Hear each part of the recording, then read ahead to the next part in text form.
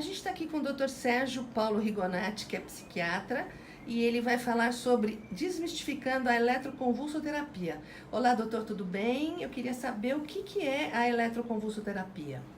Olha, boa tarde a todos, né? Para mim é um prazer falar com vocês aí através desse canal, que é uma referência.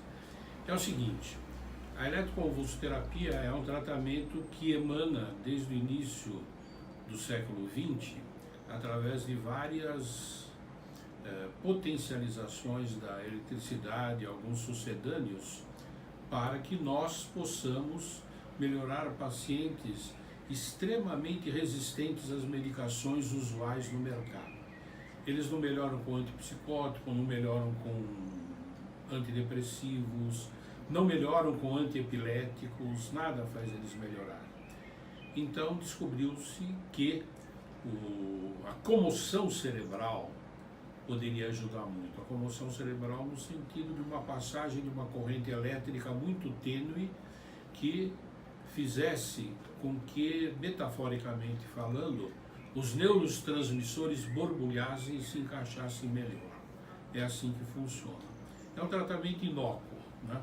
Apesar de fantasias e mais fantasias, filmes e mais filmes terem sido feitos e ainda são feitos da eletroconvulsoterapia, né?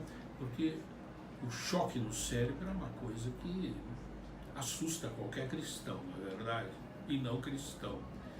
Então, ele tem seus efeitos.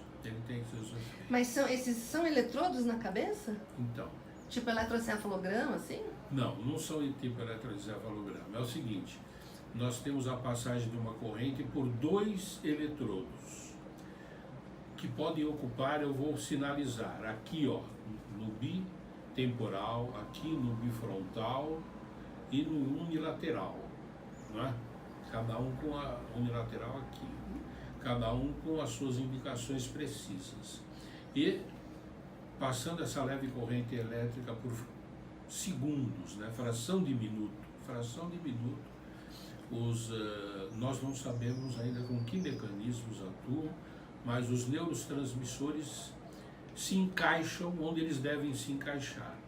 Então os sintomas depressivos melhoram, os sintomas psicóticos resistentes melhoram, as crises epiléticas melhoram.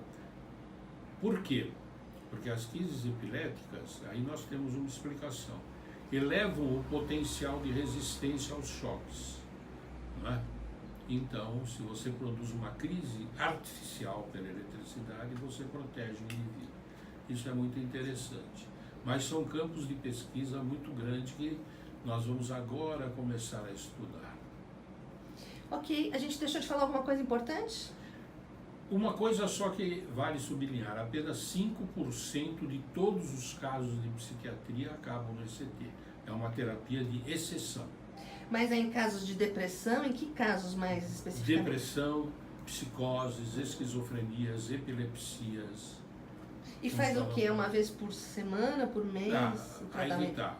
Depende da gravidade do caso. Por exemplo, quando o indivíduo tem uma depressão ou uma psicose com ideias de suicídio, se fazem 3 vezes por semana. Por exemplo, segunda, quarta e sexta. Terça, quinta, sábado. Agora, nas coisas mais brandas são 2 vezes por semana, segunda ou quarta, segunda ou sexta, terça ou quinta. A gente faz isso. Ok. Então, eu vou aproveitar o doutor aqui para fazer uma pergunta que está fora do tema. Eu queria saber a diferença entre esquizofrenia e rebaixamento cognitivo. Bom, a esquizofrenia, veja bem, ela é um quadro psicótico que dá no indivíduo inteligente, né? Nós temos aí pessoas inteligentíssimas que têm esquizofrenia. Tem até um filme, que eu não me lembro agora o nome, que fala disso. Não esqueço agora o nome. O sujeito ganhou até o prêmio Nobel, né? E é esquizofrênia. Agora, o rebaixamento cognitivo é a dificuldade do indivíduo pensar no abstrato, né? Então, por exemplo, em casos muito dramáticos e raros, que os antigos chamavam de esquizofrenia vera, a verdadeira esquizofrenia, aquele aquela psicose destrutiva, ela destrói a cognição, destrui a inteligência do indivíduo. E o indivíduo que tem um déficit cognitivo também não tem essa inteligência.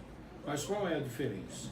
O indivíduo que tem esquizofrenia é como se a inteligência fosse um castelo que tivesse queimado, destruído por terremotos, ainda tem alguma coisinha lá.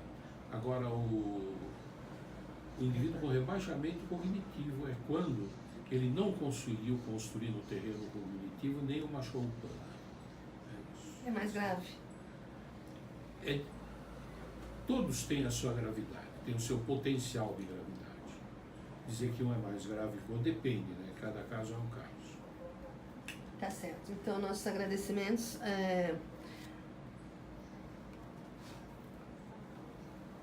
Pode fazer outra pergunta. Eu que agradeço estar aqui falando perante vocês. A gente deixou de falar alguma outra coisa importante? Não? Não. O que é muito interessante, vale a pena destacar, é que tem muita gente que, não conhecendo o tratamento, né, fala mal do tratamento, tem problemas Estigma. de estigma, e não é nada disso, entendeu? Não é nada disso. Geralmente, então, quando o pessoal vem aqui desesperado, eu falo, fale com as famílias daqueles que estão fazendo.